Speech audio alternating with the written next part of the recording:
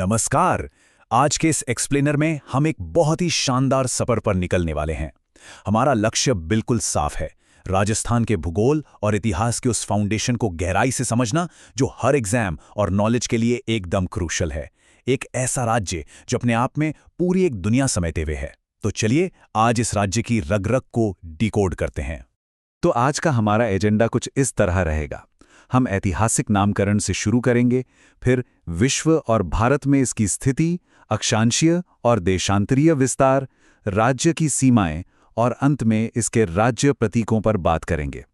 ये एक macro to micro funnel approach है, मतलब बड़े पिक्चर से शुरू करके हम डिटेल्स तक जाएंगे, जिससे दिमाग में एक परमानेंट मेंटल मैप बन जाए। सेक्शन 1, राजस्थान का ऐतिहासिक नामकरण। देखिए, जैसे घर में किसी नवजात बच्चे के आते ही सबसे पहला काम नामकरण का होता है ना, बिल्कुल वैसे ही इस महान क्षेत्र की कहानी भी इसके नाम से शुरू होती है। अगर हम समय में पीछे जाएं तो शुरुआत होती है ऋग्वेद से, जहां इसे ब्रह्मवर्त कहा गया। फिर रामायण काल में महर्षि वाल्मीकि जी ने इसे मरुकंतर नाम दिया, यानी रेगिस्तानी भूभाग। थोड़ा और आगे बढ़ें तो 625 ईस्वी के बसंतगढ़ शिलालेख में राजस्थानादित्य शब्द मिलता है। फिर सन 1800 में जॉर्ज थॉमस ने पहली बार मौखिक रूप से इसके लिए राजपूताना शब्द का इस्तेमाल किया।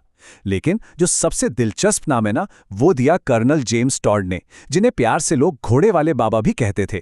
1829 में उन्होंने इसे राजस्थान, रायथान और रजवाड़ा कहा, और यही नाम आज इस राज्य की पहचान बन चुका है। सेक्शन 2, विश्व और भारत में स्थिति। नाम तो तय हो गया। अब बात करते हैं मैक्रो जियोग्राफिकल लोकेशन की। आखिर दुनिया के नक्शे पर ये जगह एग्जैक्टली खड़ी कहाँ है? अब इस पॉइंट पर अक्सर लोग बहुत बड़ी गलती कर बैठते हैं। ध्यान दीजिएगा, अगर हम पूरे विश्व या गोलार्ध यानी हेमिस्फीयर के नजरिए से देखें तो राजस्थान उत्तर पूर्व यानी नॉर्थ ईस्ट में आता है। भारत के नक्शे पर देखें तो ये उत्तर पश्चिम यानी नॉर्थ वेस्ट में है। लेकिन सबसे बड़ा एग्जाम ट्रैप छुपा है एशिया की स्थिति में। एशिया के मैप में ये दक्षिण पश्चिम यानी साउथ वेस्ट में आता है। ये तीनों अलग अलग दिशाएं हैं और इन्हें दिमाग में एकदम क्लियर रखना बहुत जरूरी है। सेक्शन 3, अक्षांशीय और देशांतरीय विस्तार। अब हम सीधे गणित और डायमेंशंस पर आते हैं। और सच कहूं तो इस स्लाइड में जो डेटा है वो असल में हमें इस राज्य की भौगोलिक संरचना की असली समझ देगा। राज्य के टोटल एरिया को याद रखने की एक बहुत ही मजेदार सी लोकल ट्रिक है। बस ये लाइन याद कर लीजिए, चौथी बाई, उम्र 39 साल और 74 किलोमीटर। बस इससे आपको क्षेत्रफल हमेशा याद रहेगा, 3,42,239 वर्ग किलोमीटर। और हाँ, याद रहे कि वर्तमान में इस विशाल एरिया के अंदर कुल 41 जिले और 7 संभाग मौजूद हैं। है ना कमाल का तरीका डेटा याद रखने का। यहाँ सबसे क्रूशियल पॉइंट ये है कि अक्षांश यानी हॉरिजॉन्टल लाइंस 23 डिग्री 3 मिनट से शुरू होकर 30 डिग्री 12 मिनट तक चलती हैं, और ये पूरी तरह से उत्तर यानी नॉर्थ टू नॉर्थ हैं। बिल्कुल वैसे ही देशांतर यानी वर्टिकल लाइंस 69 डिग्री 30 मिनट से 88 डिग्री 17 मिनट तक चलती हैं, और ये पूरी तरह से पूर्व यानी ईस्ट टू ईस्ट हैं। इसमें कोई वेस्ट या साउथ नहीं आता।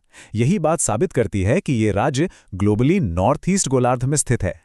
तो अब सवाल यह है कि इन अक्षांश और देशांतरों का हमारी रोजमर्रा की जिंदगी पर आखिर असर क्या पड़ता है? जरा सोचिए, अगर सबसे पूर्वी जिले धौलपुर में सूरज निकल चुका है, तो सबसे पश्चिमी जिले जैसलमेर तक उस सूर्योदय को पहुंचने में एग्जैक्टली कितना समय लगेगा? ये सिर्फ एक थ्योरी नहीं है, इसका सीधा कनेक्शन देशांतरीय दूरी से है। और इसका सही जवाब है ठीक 35 मिनट और 8 सेकंड। अब ये हुआ कैसे?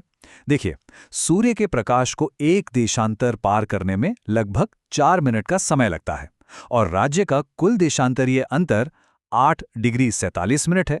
जब हम इसे कैलकुलेट करते हैं ना, तो राज्य की पूरी चौड़ाई को पार करने में सूरज को एग्जैक्टली 35 मिनट्स और 8 सेकंड्स लग जाते हैं।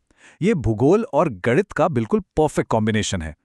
सेक्शन 4, राज्य की सीमाएं और दूरियां। हमने अक्षांश और देशांतर तो समझ लिए, लेकिन जमीन पर ये दूरियां असल में कितनी लंबी हैं? चलिए अब इस राज्य को उत्तर से दक्षिण और पूर्व से पश्चिम तक नापते हैं।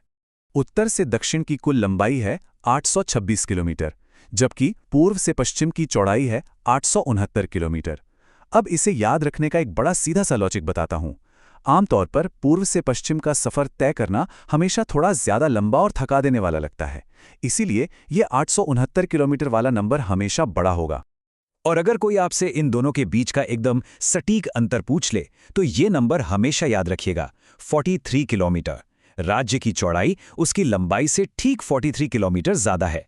ये बिल्कुल उस तरह का स्पेसिफिक डेटा पॉइंट है जो एग्जाम्स में सीधा पूछा जाता है और आपको बाकी सबसे एक कदम आगे रखता है।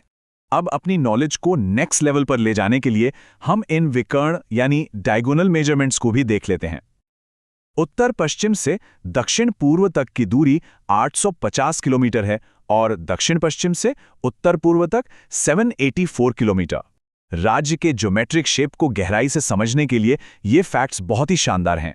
सेक्शन 5 राजस्थान के राज्य प्रतीक।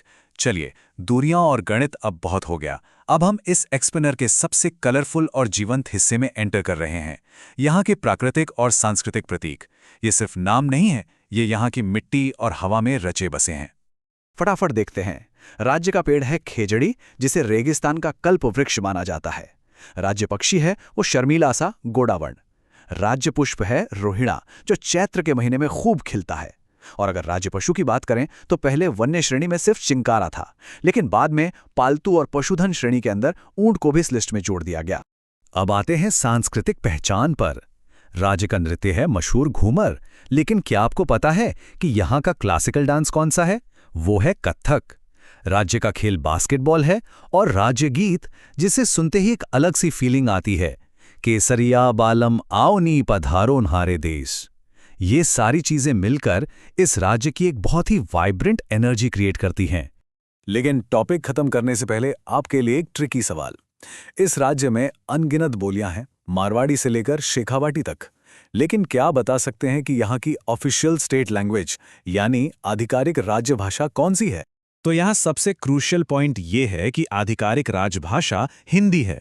जी हाँ, मारवाड़ी या राजस्थानी को अभी तक वो ऑफिशियल दर्जा नहीं मिल पाया है, जिसके लिए लगातार प्रयास चल रहे हैं। इसलिए राजकाज के जितने भी काम होते हैं वो हिंदी में ही होते हैं। ये एक ऐसा फैक्ट है जहां अक्सर अच्छे जानकार भी कंफ्यूज हो जाते हैं। तो देखिए, इस पूरे एक्सप्लेनेर में हमने ऋग्वेद के ब्रह्मवर्त से लेकर वो 35 मिनट वाला सोलर डिले और 869 किलोमीटर की चौड़ाई तक का एक बेहतरीन सफर तय किया है। अब जरा सोचिए, इन सटीक अक्षांशों और देशांतरों के बीच अभी भी ऐसा कितना अनछुआ इतिहास और भूगोल छिपा होगा जो बस खोजे जाने का इंतजार कर रहा है। इसी विचार के साथ आज के इस विषय को यहीं रोकते हैं। सीखते रहिए और ऐसे ही शानदार कॉन्सेप्ट्स को एक्सप्लोर करते रहिए।